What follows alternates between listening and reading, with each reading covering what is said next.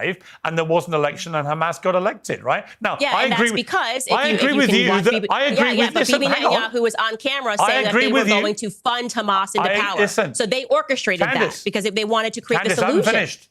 I agree with you that Netanyahu wanted to cause a split between the Palestinian Authority and Hamas. It was divide and rule. It was a catastrophically bad strategy, and it led to what happened on October the 7th over a 20-year period. There's no doubt it was a terrible thing that Netanyahu did, one of the many reasons I think he should go. But there was no doubt that the Israelis pulled out of Gaza and allowed them to have elections, and they elected Hamas, and the rest has been disastrous history. Because the Israelis funded, because Bibi Netanyahu, they funded Hamas. I don't disagree with you, but they still had elections. So it's like we rigged an election, but look what the election results show is that they wanted to put Hamas into power. And so when we talk about who is funding these terrorists, the answer is Bibi Netanyahu. And I don't want to get into his corruption trials, but every single person watching this right now should go pursue the documentary, The Bibi Files, because it is absolutely stunning to understand. I believe one of the reasons. This man is. I believe one of the reasons. Let me answer the question, because you still haven't given me anything other than like you guys get a pat on the back for supporting this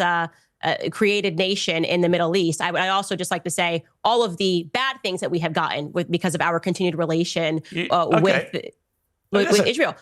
First and foremost, the open borders. And you can relate to this. People in the UK, they just can't seem to connect the dots. All right. Oh my gosh, what's happening let me get here? A word in. But I want to say this.